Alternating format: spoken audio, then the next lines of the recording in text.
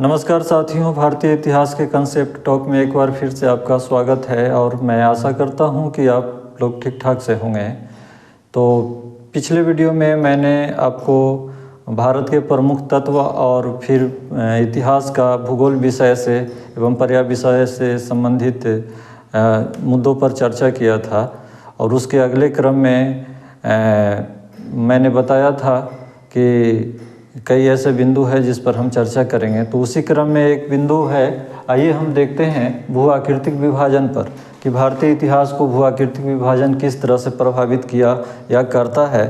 तो जहाँ तक आप देख रहे हैं कि इंडिया का एक मैप है, इस मैप के सहारे हम आपको समझाने का कोशिश करते हैं कि भारत के मतलब भारतीय उपमहाद्वीप में आधारभूत या बेसिक भू आकृतिक विभाजन किस प्रकार का है जो हमारे भारतीय इतिहास को प्रभावित किया है।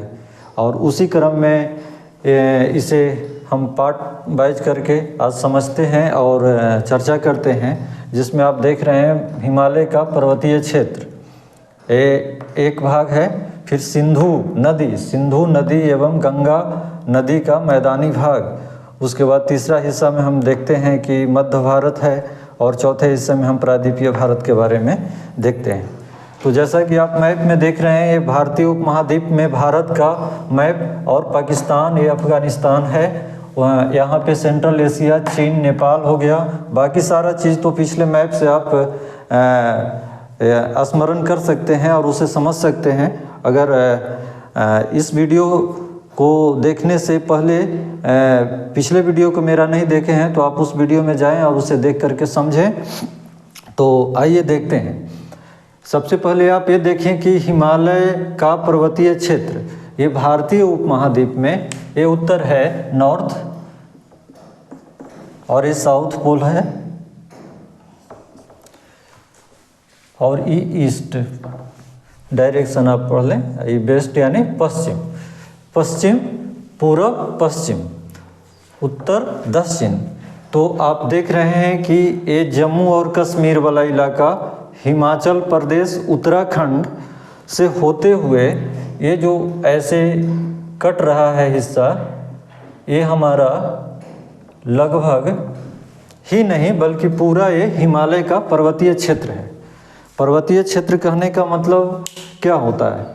पर्वतीय क्षेत्र का मतलब यह है कि हिमालय जो श्रृंखला है हिमालय का, उच्च हिमालय, मध्य हिमालय या कहें तो पश्चिमी हिमालय, मध्य हिमालय और पूर्वी हिमालय। तो ये पूर्वी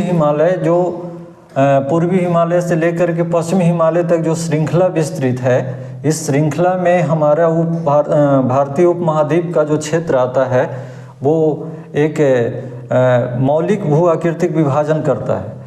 पहला बात तो यह है कि ये सबसे पहले हमारे देश के लिए एक दीवार का काम करता है, आप जान ही रहे हैं। दूसरा बात यह है कि ये बुनियादी भू आकृतिक विभाजन हमारे इतिहास को कैसे प्रभावित किया। आप देख रहे हैं कि इसके बगल में पाकिस्तान है जो आज का एक स्वतंत्र देश है और भारत का हिस्सा हुआ करता था। यहाँ अफगानिस्तान है, यहाँ सेंट्रल एशिया है, इधर यहाँ ईरान है।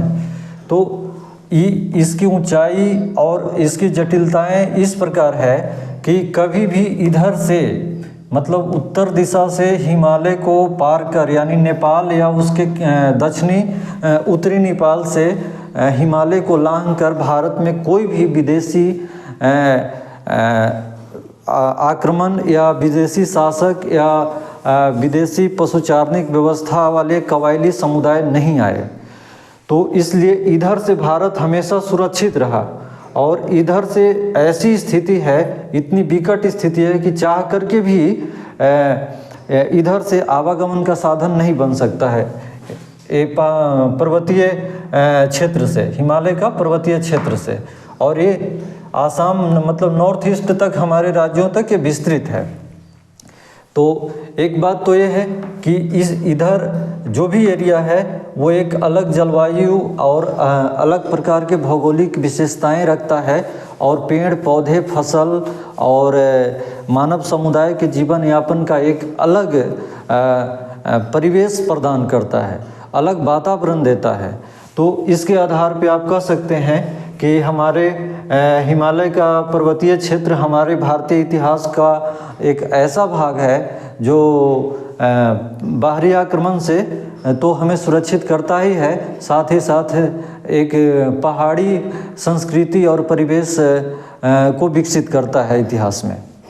दूसरी बात, आप देख रहे हैं कि इसी के समानांतर आप ये जो हरियाणा पंजाब ये सारा इसी के समानांतर आप देखें तो ये गंगा घाटी का मैदान है, ये गंगा नदी क्षेत्र,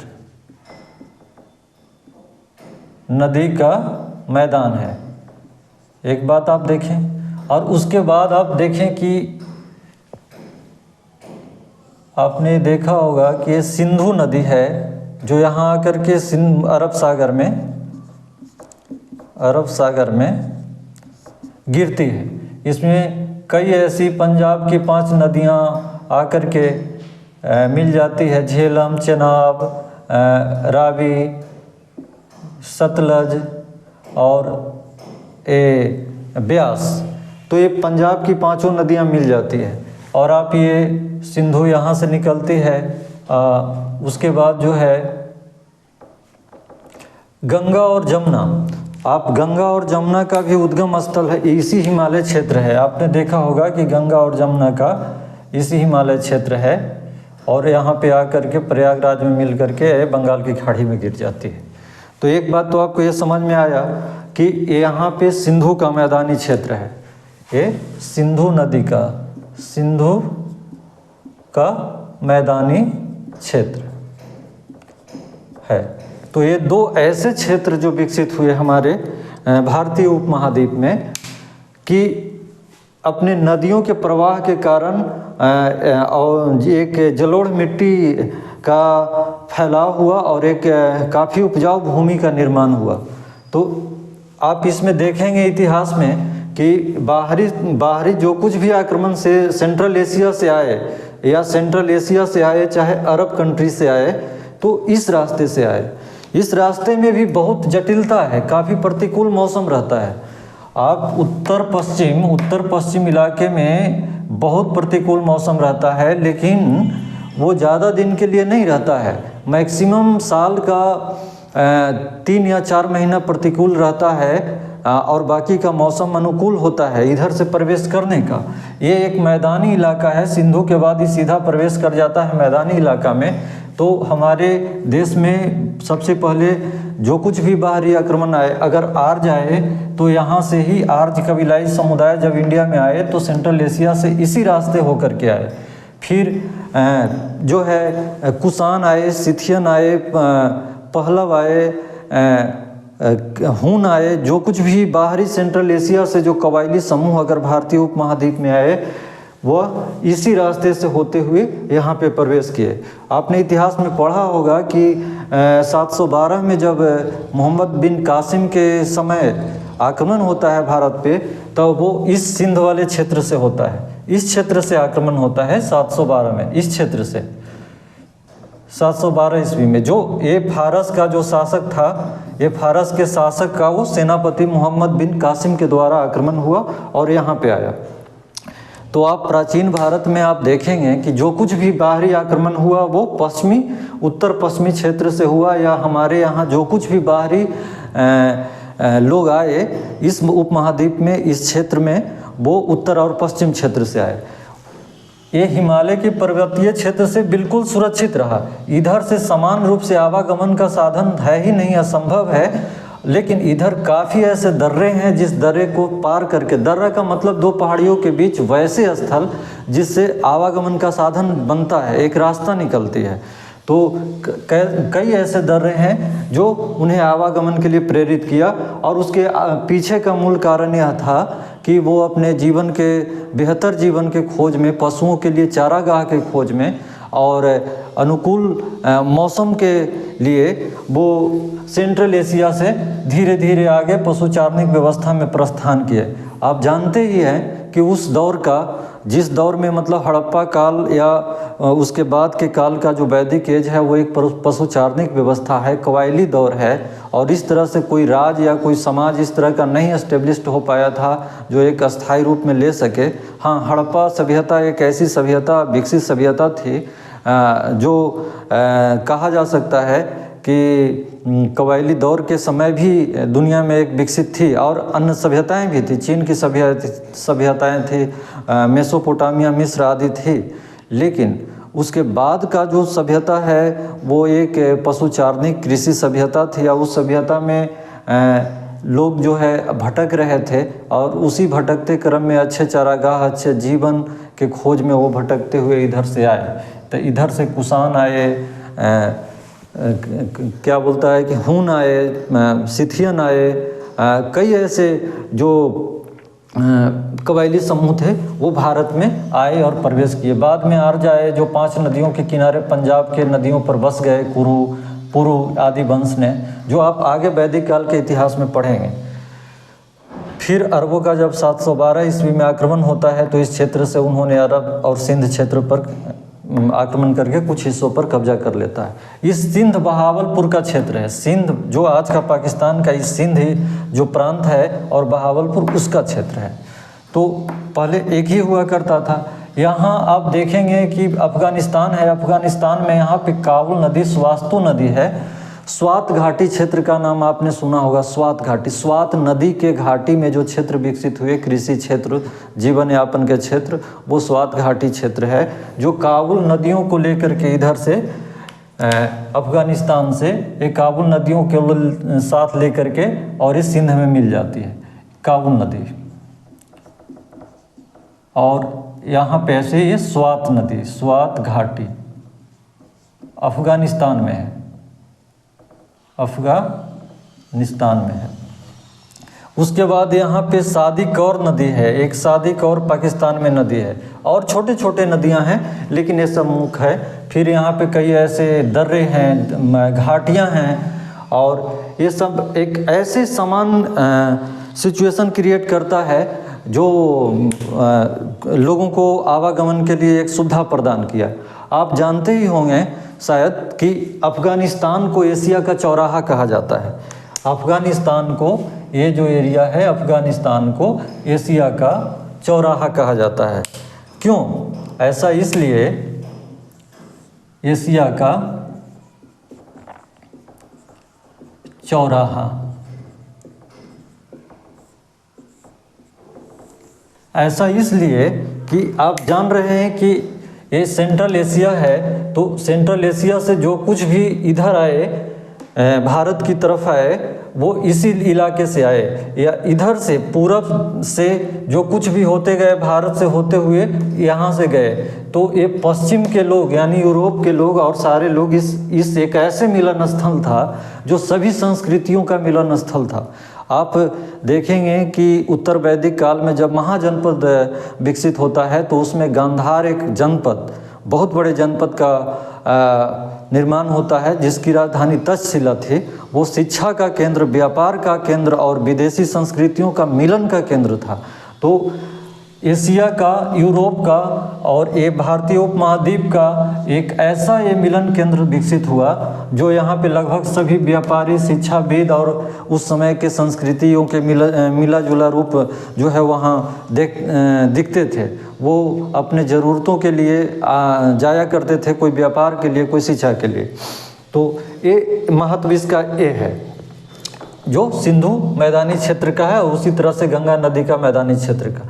ये कृषि प्रधान क्षेत्र है। ये आप देखिए कि हड़प्पा काल में ये सारे पाकिस्तान का ये एरिया और भारत का ये हरियाणा, पंजाब का हिस्सा और राजस्थान का, ये एक नई सभ्यता बन करके उभरी, इंडस सिविलाइजेशन या हड़प्पा सभ्यता के नाम से। बाद में जब इसका पतन हो गया, तो जब आर्यों का आगमन हुआ यहाँ पे, तो आर्य जब आ करके 5 नदियों के किनारे पंजाब में ये बसे, तो धीरे धीरे पूरब की ओर, गंगा बेसिन की ओर बढ़े, और यहाँ पे एक दूसरी नगरीकरण का विकास हुआ, जिसे उत्तर वैदिक काल के बाद जनपद महाजनपद काल में कह सकते हैं। और उसी का आगे विकसित होते होते मगध साम्राज्य के रूप में डेवलप हुआ, जो यहाँ बिहार में हुआ, पटना में, पाटलिपुत्रा में। तो आप समझ गए कि हिमालय का पर्वतीय क्षेत्र की क्या विशेषता है। बिल्कुल यह एक ऐसी दीवार, अकाट दीवार और अभेद दुर्ग की तरह ये रक्षा कर रहा है भारत को, जिधर से कोई भी बाहरी आक्रमण इतिहास में नहीं हुआ। इतिहास में भू आकृतिक या ये भूगोल का ये सामान्य सी जानकारी के पीछे का यही मतलब है, हमें समझना है, या इस पे चर्चा करने का यही मुख्य उद्देश्य है कि इतिहास में लोग किधर से आए, राज्यों का निर्माण कैसे हुआ और किस दिशा से आकर के भारत में कैसे कैसे वो फैल रहे हैं, और कौन ऐसे क्षेत्र है जो बाहरी लोगों को भारत में फैलने से थोड़ा बाधा पहुंचा रहा है, उनके सामाजिक और सांस्कृतिक विकास में बाधा उत्पन्न कर रहा है। तो एक सामान्य सी जानकारी, ये इतिहास के साथ भूगोल का ये जो संबंध है वो एक गहरा संबंध है। भूगोल के विशेषज्ञ नहीं होना है, और ये कोई भूगोल की कक्षा नहीं है, ज्योग्राफी का क्लास नहीं है, बल्कि एक ज्योग्राफी के माध्यम से ज्योग्राफी यानी भूगोल के माध्यम से इतिहास को समझने का एक प्रयास है। तो इस तरह से यहाँ डेवलप हुआ।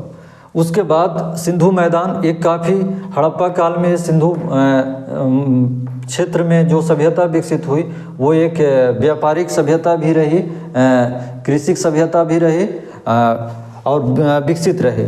गंगा के मैदान में दूसरी बार जो सभ्यता हुई विकसित वो द्वितीय नगरीकरण, और ये प्रथम नगरीकरण जो हड़प्पा था। तो ये द्वितीय नगरीकरण के दौर में शहरों का विकास हुआ, नगर का विकास हुआ, और जनपद, महाजनपद और राज्य भी उभरा। तो ऐसा इसलिए हुआ क्योंकि ये काफ़ी उपजाऊ क्षेत्र है, और ये भी उपजाऊ क्षेत्र है। आप जानते हैं कि हिमालय आज भी अपने सने से हिमालय के ऊंचाई में वृद्धि हो रही है, और जब वर्षा होती है तो पर्वतीय इलाका में भूकंप से, वर्षा के कारण, टूट फूट के कारण एक मिट्टी जो है वो बहते हुए अपने निचले हिस्से में आती है, और यहाँ वो एक जलोढ़ मिट्टी के रूप में जम जाती है। जलोढ़ मिट्टी होती ही है, और वो एक नदियों के तल में या नदी के किनारे बेसिन में जम जाती है, और वो काफ़ी उपजाऊ होती है। तो आप देखेंगे कि ये जो हरियाणा और पंजाब और हरियाणा, यूपी, बिहार और बंगाल के पूर्वी हिस्सा, ये पूरा जो हिस्सा है वो गंगा का मैदानी इलाका है, एक उपजाऊ इलाका है और कृषि क्षेत्र के लिए महत्वपूर्ण है। और पहली बार, सबसे पहले यहीं पे भारत में राज्यों का उदय और संस्कृति विकसित हुई, विशेषकर उत्तर भारत की संस्कृति, जो फिर बाद में दक्षिण की ओर विकसित हुई, फैलते गई, उसका विस्तार होते गया। तो आप ही समझ गए। फिर मध्य भारत, आप देखिए कि ये मध्य भारत का एरिया है। ये जो है आज मध्य प्रदेश जो कहते हैं, ये मध्य भारत का एरिया है।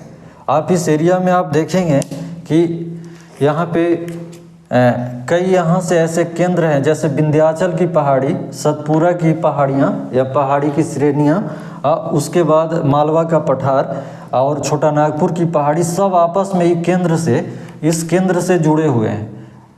और इस केंद्र से जुड़े हुए हैं तो यहाँ से कई ऐसे महत्वपूर्ण नदियाँ निकलती हैं, जैसे कि एक नदी जो है नर्मदा और ताप्ती इधर पश्चिम की ओर निकलती है। उसके बाद फिर इसी क्षेत्र से एक महानदी उड़ीसा से पार करते हुए निकलती है।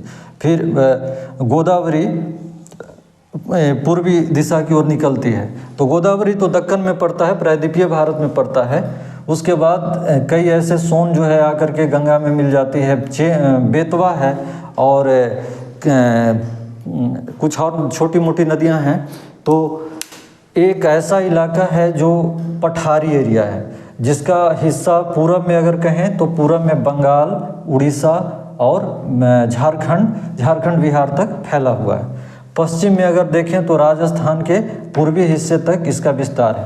फिर एक आपको देखने का मिलेगा पहाड़ी की श्रृंखला इस तरह से ऐसे जो है, ये अरावली की श्रृंखला है। अरावली ये जो है राजस्थान को दो हिस्सों में बांट देती है लगभग, एक पश्चिमी राजस्थान, एक पूर्वी राजस्थान।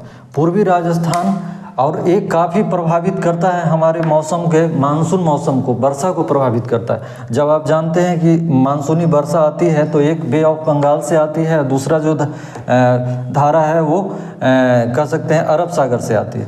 जब इधर जाती है तो ये अरावली की पहाड़ियाँ ऐसे है जो कह सकते हैं दक्षिण से उत्तर की ओर है और लगभग 700 के किलोमीटर के आसपास है, 750 जो भी हो।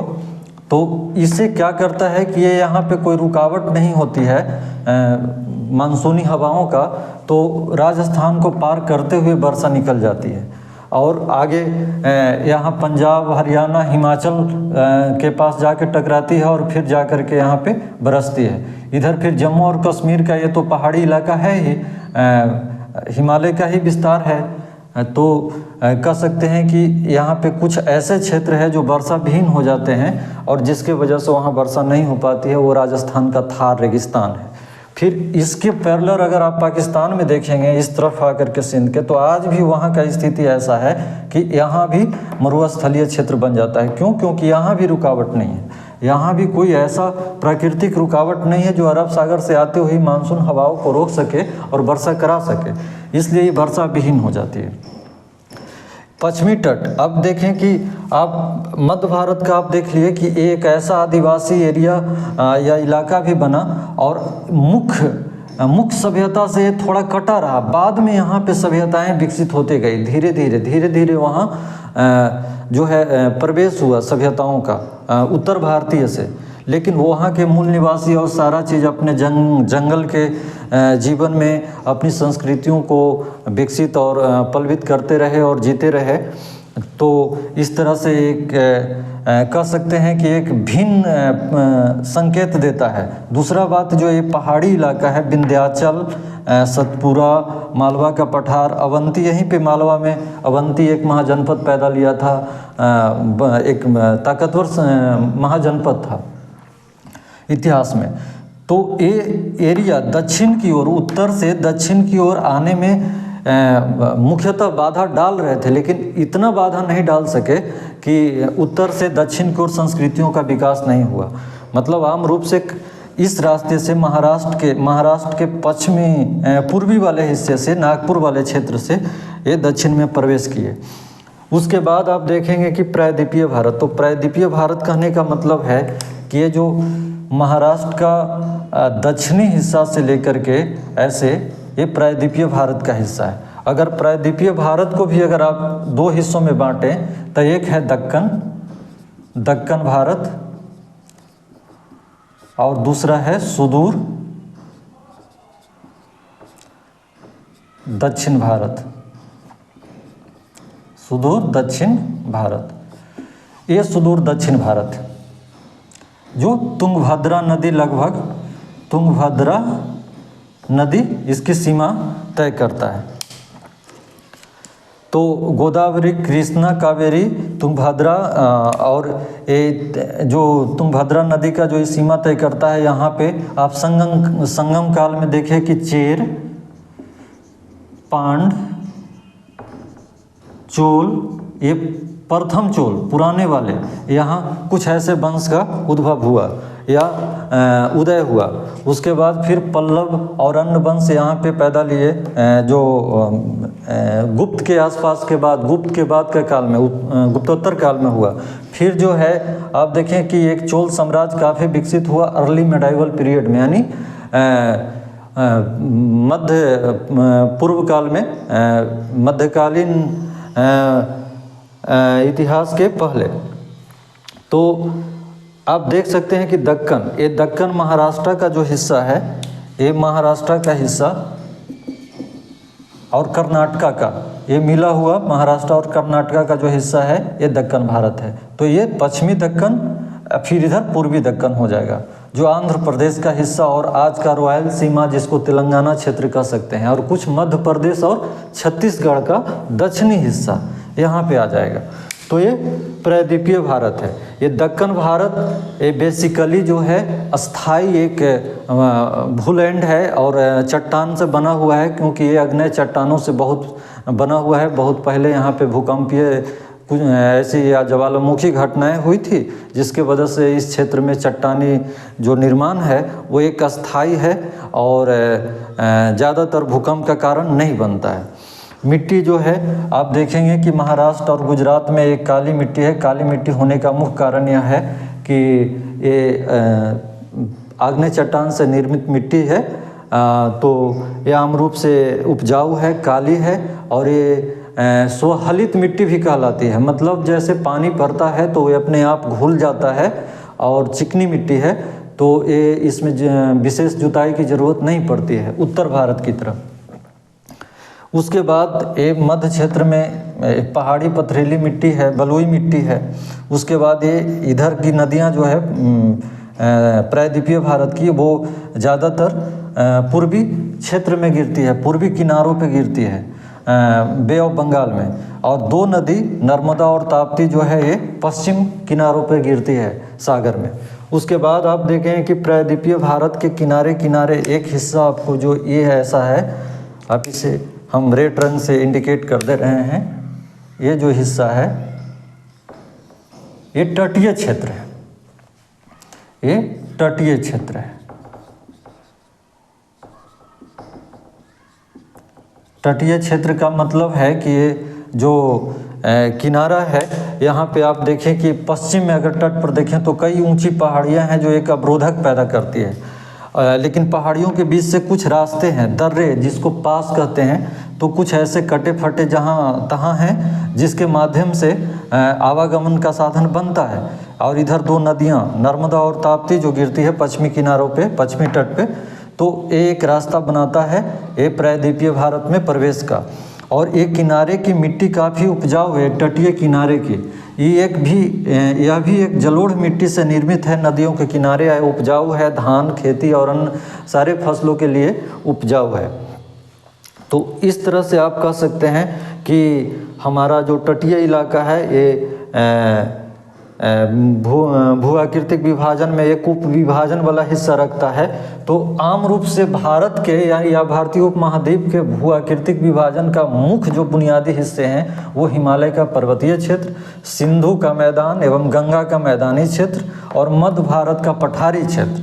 ये मध्य भारत एक टर्म ऐसा है जो मतलब सेंट्रल एशिया का है। आज मध्य प्रदेश जो कहते हैं वो एक स्टेट के रूप में है, लेकिन सेंट्रल उस मध्य प्रदेश में महाराष्ट्र का ये जो मध्य भारत जो हिस्सा है जिसमें महाराष्ट्र का कुछ हिस्सा, फिर इधर आप कहें कि यूपी का भी कुछ हिस्सा आकर के मिल जाता है, और इधर झारखंड का, उड़ीसा का, इधर तेलंगाना का, और छत्तीसगढ़ तो मध्य प्रदेश से कटा है तो छत्तीसगढ़ का हिस्सा है। कौशल एक जो है जनपद के बारे में जब आप पढ़ते हैं तो ये आज जो छत्तीसगढ़ वाला हिस्सा है यहाँ पे, ये छत्तीसगढ़ का हिस्सा, ये दक्षिणी छत्तीसगढ़ ये वाला हिस्सा पे कौशल कहा जाता था। ये वाला हिस्सा जो प्रसेनजीत का राज था, कौशल। उसके बाद आप प्रायद्वीपीय भारत के बारे में जब आप देखें तो ये दक्कन भारत का है। उसके बाद सुदूर दक्षिण का भारत, तो यहाँ पे आप देखेंगे कि आपको एक पहाड़ी जो इधर से आता है नीलगिरी और काडेडम पहाड़ी, यहाँ दोनों आकर के केरल में इस बिंदु पे मिल जाता है, यहाँ पे मिल जाता है। अब ये सब एक ऐसी संरचना निर्मित है जो हमारे जलवायु और पर्यावरण, वर्षा, वन सबको प्रभावित करता है। एक नज़र में आप देखें तो अरब सागर से जो उठती है मानसूनी हवाएं, वो लगभग तटीय किनारे, पश्चिमी तट के जो ऊंची पहाड़ियां हैं उसे रोक करके और तट के किनारे ही वर्षा करा देती है। और इधर जो तट के बाद के वाला क्षेत्र है पहाड़ियों का, वो वृष्टि छाया क्षेत्र बन जाता है, यानी वर्षाविहीन क्षेत्र हो जाता है। लेकिन इधर वर्षा होती है कुछ, क्यों होती है? क्योंकि इससे कुछ ऐसी कटे फटे जो रास्ते हैं उससे मानसून हवाएं प्रवेश कर जाती है, और फिर नर्मदा और ताप्ती के माध्यम से भी इसमें प्रवेश कर जाती है मानसून हवाएं। और ये बंगाल की खाड़ी से में जो गिरने वाली नदियां हैं, गोदावरी, महानदी, कृष्णा, कावेरी, तुंगभद्रा, पेरियार आदि नदियों से भी इधर से मानसून प्रवेश करती है और यहाँ टकरा करके अच्छा वर्षा हो जाती है। दूसरा, ये जो इलाका है वो इस इलाके के मिट्टी उपजाऊ क्षेत्र जो विकसित होता है वो पहाड़ियों को काट करके या उसे अपने आप प्राकृतिक रूप से टूट फूट करके जो हिस्से आते हैं उसको वो एक जलोढ़ मिट्टी का एक क्षेत्र बन जाता है, जो एक डेल्टाई क्षेत्र के रूप में भी आप कह सकते हैं। तो ये काफ़ी उपजाऊ है कई सारे फसलों के लिए। तो ये हमारे वर्षा को प्रभावित कर रहा है, दूसरा फसल पैटर्न को प्रभावित कर रहा है, और फसलों के बास एरिया यानी उसके मूल जो उपजाऊ भूमि है उसको प्रभावित कर रहा है। आप जानते हैं कि दक्षिण में जो है मसालों का उत्पादन ज़्यादा है, तो टेम्परेचर भी उसका एक कारण होता है। जो ज़्यादातर तटीय इलाका का टेम्परेचर जो है उत्तरी भारत की तुलना में ज़्यादा रहता है और संतुलित रहता है, मतलब उसमें ज़्यादा कोई वेरिएशन नहीं होता है। तो एक ऐसी स्थिति है। दूसरा, वर्षा के बाद ये मानसून वन को भी प्रभावित करता है।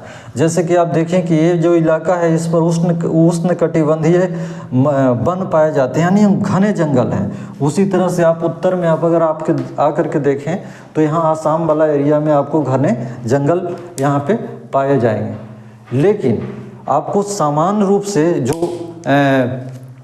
मानसूनी वन है वो मानसूनी वन आपको इस तरह से, जब आप यहाँ से हरियाणा और पंजाब से ऐसे चलेंगे तो महाराष्ट्र का पूरब होते हुए और ये वाला हिस्सा से पश्चिमी तट के पहाड़ियों के पूरब होते हुए ऐसे वाले हिस्से पे जब आप आएंगे यहाँ बंगाल तक, तो ये मानसूनी वन का हिस्सा है।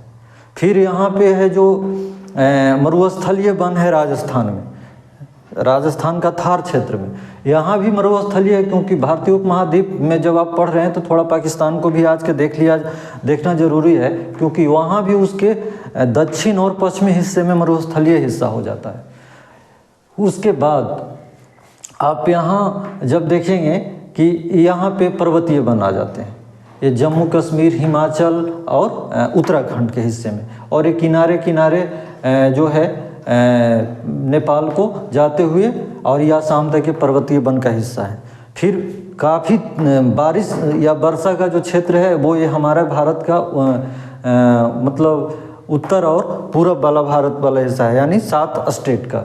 यहाँ पे काफ़ी वर्षा होती है, और जिसका कारण है कि यहाँ पे कई ऐसे छोटी बड़ी पहाड़ियाँ हैं जो मानसूनी हवाओं को अपने आप को वहाँ पे लपेट लेते हैं, रोक देते हैं और रोक करके वर्षा कराते हैं, जिसमें मौसिम राम नामक जगह जो सबसे ज़्यादा वर्षा भारत में होती है, उसका जो केंद्र है वो इसी पूर्वोत्तर भारत में पाया जाता है। तो इस तरह से हम एक सामान्य सा स्थिति देख रहे हैं भू आकृतिक विभाजन के आधार पे कि आखिर भू आकृतिक विभाजन हमारे इतिहास को कैसे प्रभावित किया। तो एक तो आवागमन के रूप में प्रभावित किया। अगर इसको हम पॉइंट वाइज अगर देखें तो एक तो आवागमन के रूप में कि उत्तर से कोई नहीं आया, जितना भी आया वो सब उत्तर और पश्चिम वाले मैदानी इलाका सिंधु नदी को पार करके आया। आज उसी से आए, कुषाण उसी से आए, हून, शक, पहलव, जो कुछ भी आए ये पश्चिमी इलाका से आए।